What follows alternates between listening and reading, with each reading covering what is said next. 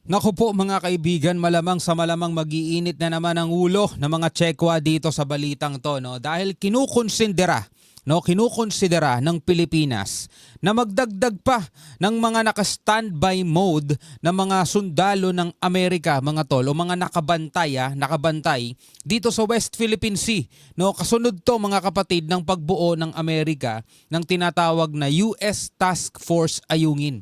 'Di ba, nabalitaan natin 'yan mga tol. At kinonfirma na nga mga kapatid na merong US Task Force Ayungin. 'Di ba? Na katulong daw o katuwang ng ating Armed Forces of the Philippines sa pagbabantay, no, sa mga sundalo nga ng Pilipinas sa Ayungin Shoal at sa iba pang bahagi mga kapatid ng West Philippine Sea, no? Wala pa tayong naririnig na tugon mula sa China mga kapatid. Pero eto na ang bagong balita ngayon na binabalak nga ng Pilipinas na magdagdag pa. Talagang papalibutan na, no, ang West Philippine Sea.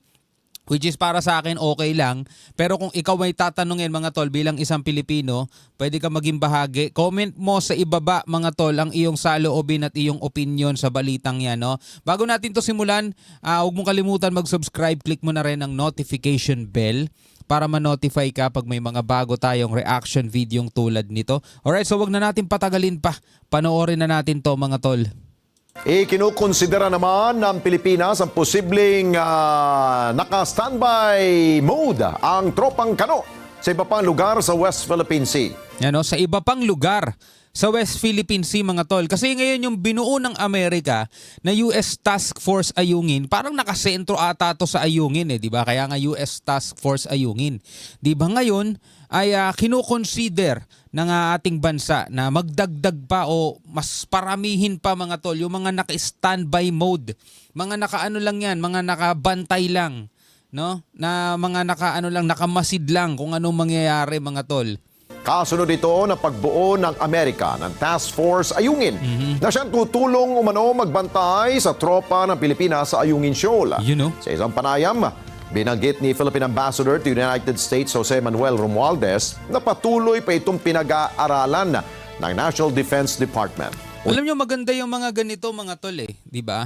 Kasi sa sa puntong to mga tol, ito yung parang natin deterrence natin kulang pa tayo sa mga kagamitan, kulang pa tayo sa mga assets, 'di ba? Hindi naman siguro masama kung magsasama tayo ng mga kaalyado naman natin mga tol. Hindi naman siguro masama 'yon. May kaalyado tayo mga bansa na magiging katuwang natin o katulong sa pagbabantay sa ating teritoryo kahit na ano pang sabihin ng China mga tol o kahit na ano pang sabihin ng mga pro-China na bakit nakikialam ang Amerika? Bakit ganyan?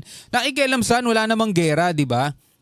Para nga maiwasan ang gulo para maiwasan nga ang gera kasi nakikita naman natin mga tol, kapag ang Pilipinas nag-iisa, nandoon nagiging agresibo ang China. So nagkakaroon ng tensyon, nagkakaroon ng kaguluhan. Kapag ang Pilipinas naman naglalayag sa West Philippine Sea, may kasamang ibang bansa, Australia, Japan, US, 'di ba? Doon walang kaguluhan, doon walang tensyon. So pipili kayo, ano mas gusto nyo, may tensyon o wala? Kasi kung ito ang paraan, no, ito ang dahilan para mawala o mabawasan yung tension diyan. Anong masama diyan, 'di ba? 'Di ba? Ang pinoprotektahan naman natin dito ay soberanya natin. At kung ito ay magiging tulong para mapahupa o para ma-de-escalate yung tension diyan, bakit hindi, 'di ba? Una nang inanunsyo ni US Defense Secretary Lloyd Austin ang pagbuo ng task force bilang suporta sa Pilipinas sa maritime zones ito.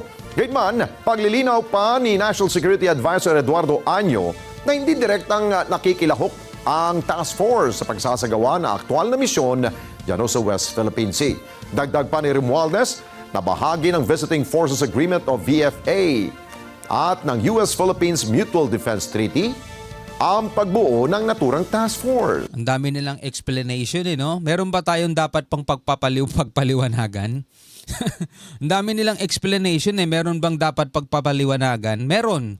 Yung mga pro-China rito sa Pilipinas na malamang sa malamang tututol dyan, tutulig sa, question dyan mga tol. Maglalabasan yung mga yon. Diba? At naglalabasan yung mga yan kapag nakakita nila na parang tega. Hindi magtatagumpay yung mga plano natin Hindi magtatagumpay itong ano natin mga binabalak natin Tutuligsa yun. Idadaan nila sa parang legal na pamamaraan sa pamamagitan ng mga pag-question, pagtuligsa. Pero eto ngayon, diba? Andirito na sila mga tol. Andirito na Wala namang masama dahil ang sabi nga rito, hindi naman daw direktang nakikisama o nakikialam sa mga operasyon ng Pilipinas itong mga sundalong Amerikano. Basta alam natin nandiyan sila. Naka-standby mode na kung sakasakali may mangyaring pangwa-water cannon na naman siguro o kaya panggit-git o kaya pagbangga alam na ng China na may nakabantay sa kanila. Matatagpuan Di ba?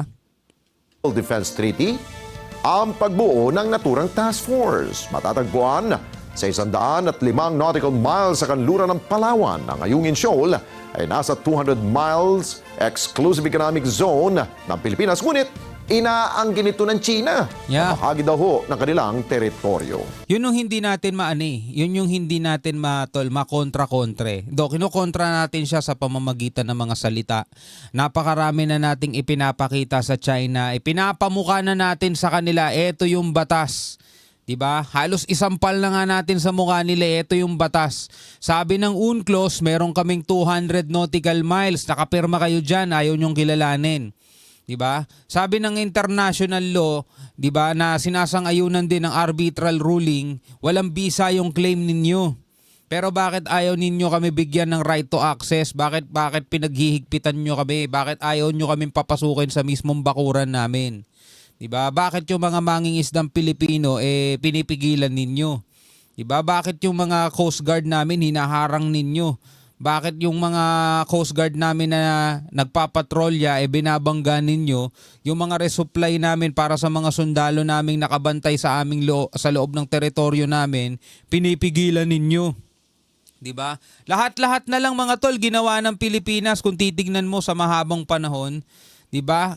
Pag-upo pa lang mga tol ng presidente BBM mga tol, napakarami na nating diplomatic protest ang naipasa sa kanila.